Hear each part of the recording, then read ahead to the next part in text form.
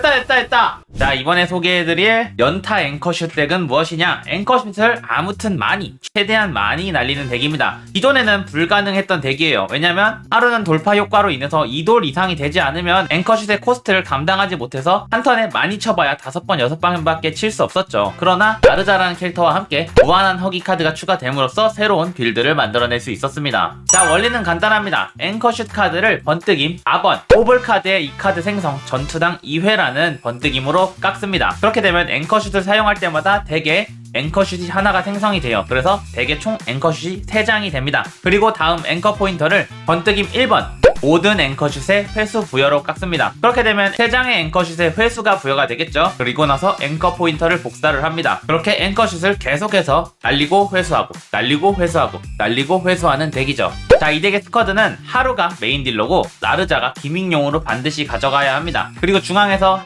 부족한 드로우를 채워줄 베로니카를 채용하고 있는데, 굳이 베로니카가 아니어도 이런 식으로 레로니카라던가 채용할 수 있겠지만 베로니카가 조금 더 효율이 좋다고 판단을 했습니다. 자, 우선 하루의 카드입니다. 하루의 카드는 아까 언급한 대로 앵커슛의 4번 번뜩임, 뽑을 카드의 이 카드 전투 생성에 대상에게 취약 2를 부여해주는 신번뜩임을 붙이는 게 가장 고점입니다. 그 외에는 앵커 포인터를 4장 복사를 하고요. 에너지 충전 같은 경우는 어떤 번뜩임을 사용해도 아무런 상관이 없어요. 다만 여기서 두 번째 번뜩임인 다음 사용하는 자신의 공격 카드의 피해량 50% 증가, 강인도 피해 1, 이것만 쓰지 않으면 됩니다. 왜냐하면 1번, 2번, 4번, 5번 같은 경우는 핸드에 앵커슛이 얼마나 많든 상관없지만 2번 같은 경우는 단 한 번만 강화해주기 때문이죠. 그리고 첫 턴에 강화 카드들이 좀 섞여있기 때문에 부족한 드로우를 채워줄 검은 루멘을 하나 넣어놨습니다. 장비로는 비용 0인 공격 카드 치명 확률 10%를 올려주는 RFS17 통을 채용해놨고요. 어차피 취약이 무한으로 유지되기 때문에 취약 상태인 적에게 공격 카드 발동 시 치명 확률 15%가 올라가는 대련까지 챙겨놨습니다. 방어구로는 불꽃에 가면 취약 대상에게 피해량 35% 증가고, 액세서리에는 비정형 큐브를 넣어놨습니다. 현재 이 상태의 하루에 더 고점을 뽑고 싶다면은 가운데에 있는 불꽃의 가면에 공격 카드 피해량 20% 증가하는 대련을 넣는다던가, 비정형 큐브를 경로 물약으로 바꾼다던가, 아니면 자신의 소멸 카드를 아군 능력으로 들어오시 발동해주는 대련으로 검은 루멘을 사용해도 됩니다. 자, 다음은 베로니카입니다. 베로니카 같은 경우는 발사 준비 1장에 숨 돌리기 2장, 결심의 펜던트 1장, 코알 스키 3장, 그리고 포자 채집기가 들어있습니다. 여기서 당연히 중요한 것은 이 숨 돌리기 카드와 코알 스키 카드입니다. 숨돌리기 카드 2장과 코알스키 3장으로 나누는 이유는, 숨돌리기 같은 경우는 다른 전투원의 카드만 드로우할 수 있고, 코알스키 같은 경우는 베로니카의 카드까지 드로우할 수 있기 때문입니다. 레노아보다 베로니카를 추천한 이유가 여기 있습니다. 베로니카 같은 경우는 0코스트 2드로우 숨돌리기에 드로우 1 신번뜩임을 붙여도 되고, 코알스키에 비용 1감소 신번뜩임을 붙여도 됩니다. 베로니카의 선택지는 넓은 반면에 레노아 같은 경우는 이 카드에 반드시 비용 감소를 붙여야 하기 때문에 1층에서 비용 감소가 안 붙으면 리트라이를 해야 하지만, 베로니카 같은 경우는 숨돌리기에 신번뜩임이 안 붙어도 숨돌리기 복사하고 2층에 내려가서 코알스키에 계속 명상을 쓰면서 신번뜩임의 각을 볼 수 있기 때문에 베로니카가 좀 더 깎기 쉽고 고점도 높습니다. 그리고 이제 그 외의 카드는 발사 준비 턴 종료 시 실드 20%, 결심의 펜던트 턴 종료 시 실드 20%, 포자 채집기 드로우로 깎여 있는데, 여기서 중요한 것은 포자 채집기 드로우만 신경 쓰면 되지고, 발사 준비나 결심의 펜던트는 어떤 번뜩임을 사용해도 상관없습니다. 다만 한 가지 문제가 있다면, 하루의 에너지 충전 번뜩임을 3번으로 깎았을 경우에 1턴간 핸드에 자신의 수만큼 자신의 공격카드 피해량 플러스 70%가 증가하는데, 핸드에 하루의 카드가 많으면 많을수록 강해지거든요. 이 경우에 발사 준비를 50% 확률로 한 장 추가 생성, 결심의 펜던트를 3장 사용 시 다음 턴 시작 시 초소형 발리스타 1장 생성같이 핸드를 먹는 번뜩임으로 깎게 되면은 자체적으로 스스로의 고점을 깎아먹는 경우가 있으니, 에너지 충전 번뜩임 종류에 따라서 못쓰는 번뜩임도 있기는 합니다. 그리고 베로니카의 장비는 하루와 똑같이 맞추시면 됩니다. 무기 같은 경우는 RFS 17이 가장 좋고요. 방어구도 역시 똑같은 가면이 가장 좋은데, 여기는 가면이 나오지 않아서 구름을 걸은 구두를 착용하고 있고, 특이하게 베로니카 같은 경우는 경로 물약보다는 비정형 큐브가 좀 더 강력한 효과를 보여줍니다. 그래서 이렇게 착용하시면 되고, 포자 채집기까지 넣었을 때 180포인트로 맞춰져 있기 때문에 깎는 난이도가 조금 있습니다. 그래도 이대로 깎으시면 돼요. 다음은 나르자인데, 나르자 같은 경우는 굶주림의 굴레를 드로우 1, 무한한 허기에 신번뜩임 드로우 1 해서 4장 복사하시고요.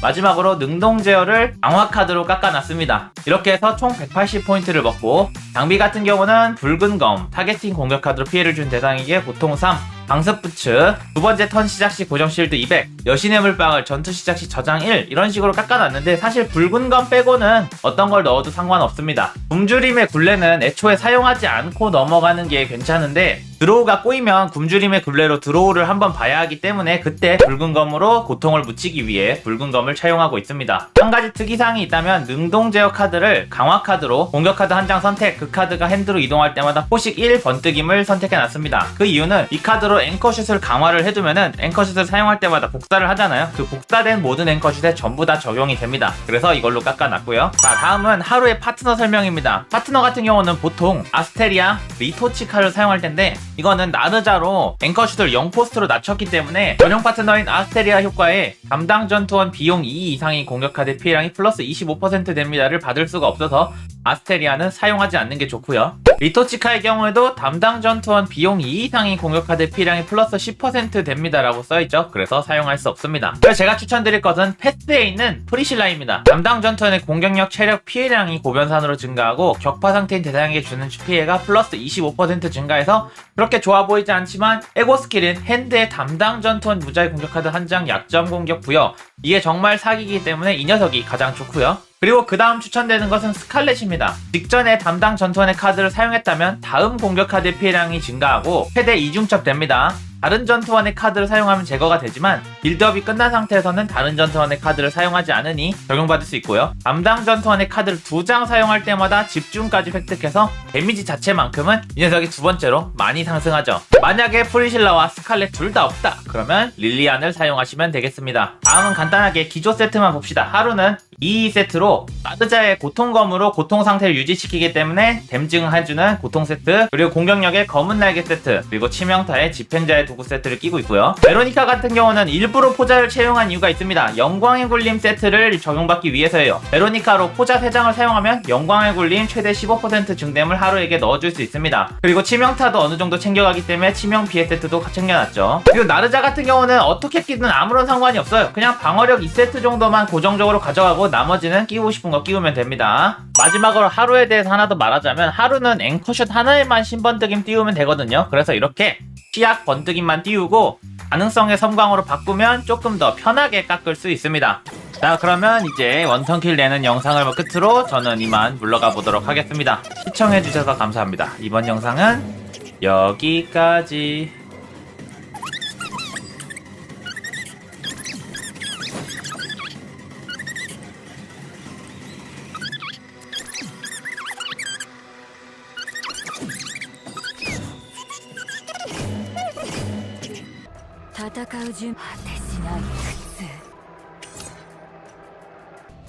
行きましょうか。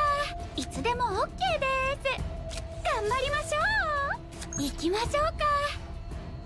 落ち着いちゃうチュー。打ちましょう。頑張ってください。チューチュー。行きましょう。高速違反ですよ。落ち着くワルスキー今日これでいいですよね。いつでも OK で高速違反ですよ。